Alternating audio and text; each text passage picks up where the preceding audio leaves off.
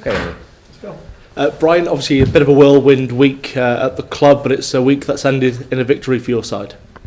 Yeah, on a personal note, I'm obviously very disappointed and sad for Brian because we're good friends, and when something like that happens to a new manager, it's difficult. But spoke to him quite a few times, and his message was, "I hope you do well today. I hope we can get a result." And that's what we've done. Boring 1-0. I'm happy with that. You say boring 1-0, but it was a game that started quite frantic, and you could see that there was quite a bit of emphasis on that side to get forward and push up immediately almost. I think what you've got to have is for the team to be effective in all departments. And that was really the key theme to the game plan, was to be effective in all three departments.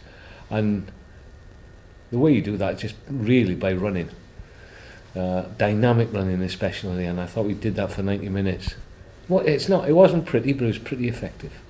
You kept as well the three centre halves as well, Mark Carrington coming in for Michael Chambers. Was that always the plan throughout this week, be it with Brian or without? Well, for 60 minutes I thought it worked well at Fylde, that system, and I thought, well, I'll keep the same system, keep the same patterns, but improve them in terms of intensity away from the ball. In terms of going into half-time at 0-0, you made two switches with Paul Rutherford coming on and Bobby Grant. What was the thinking behind those switches even at 0-0?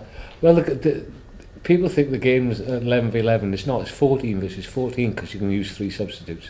And I felt that Devontae and Mark, their work rate was excellent, but they didn't affect the game as I hoped that they would do. And thankfully the substitutes come on. One had a real big effect, scoring obviously, and then Bobby misses a penalty. He's more upset with the rebound than the penalty after saying just now, but thankfully he's got us a 1-0. I'm being sarcastic with a boring 1-0 win. It was a pleasing to keep a clean sheet and win and get 3 points. Yeah, we'll come on to the clean sheet, but in terms of Paul Rutherford as well, him getting that goal, it was peach, wasn't it, really, from where he hit it? High quality, good breakaway. Jason's done well on the far side.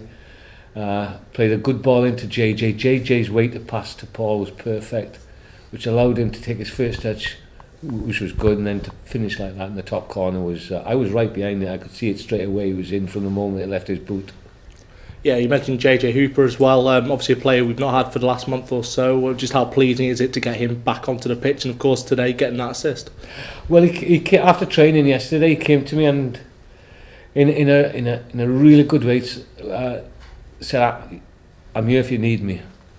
So I said, "You'll be there tomorrow in whatever capacity." And you mentioned the clean sheet as well. That's only the second so far this season. How big is that, do you think, for your defenders, for Christian Dibble as well, in terms of they've got that clean sheet now? I thought the back three defended throughout the match superbly, protecting Christian. And when Christian was called upon, he didn't have that many saves, did he? When you look back, he was shielded really well. And obviously, after he had a bang on the head in the first half, and for the next 5 minutes I was observing him very closely, but they protected him really well. And following Tuesday's night horrendous show, then I'm pleased for him, because it was, wasn't it? I can't hide the fact that it was a difficult night for Christian. So obviously this week, Brian going, when did you find out that Brian had moved on from the football club? I actually found out at 6 o'clock on Thursday morning. I don't. My phone goes off at 7 o'clock every night, so don't ever try me after that time. Okay, I'll just warn you. And I received a message to say what the situation was. In terms of you taking interim charge, it was 2 games that it was stated. Are you interested in it being any further than that? Everybody's a caretaker manager. I was caretaker for 12 years. If they offer me 12 years, I might consider it. if they offer me 12 years, look, the board has asked me to look after the 2 games, and in football you only look for the next one, see what happens now after Tuesday. They haven't discussed any plan with me at the moment. I'm sure that will happen in the next couple of days and following Solihull.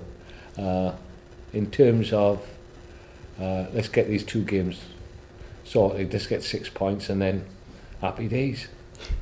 But does it pique your interest at all in terms of that job? You're pushing me on this one, are you?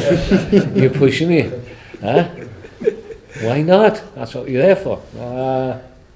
Look, let's look at these 2 games. Ask me the same question on Wednesday. Will do. In terms of Solihull, though, Solihull's big game, chance for back-to-back wins as well, and I guess it is sort of steadying the ship as well. 3 points is the start of something. Wayne will be involved. I tell the story about Wayne. One of the few times I went against my philosophy was when we played Crewe in the FA Cup all them years ago. And on the Monday, I decided to implement a game plan against Crewe in the FA Cup. He knows what's coming. And that was, Craig Hignett was on fire for Crewe and he was scoring regularly. And I decided that we'd go 10v10, Wayne Phillips would man-mark Craig Hignett.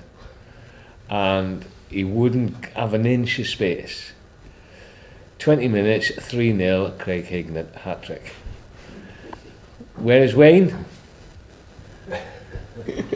I'm only kidding, it wasn't that, but we lost 6-1. But then we went 22 games undefeated. So sometimes when you take a step backwards and you feel you can't get any lower, then you get lifted. Thank you, Brian. Cheers. Pleasure.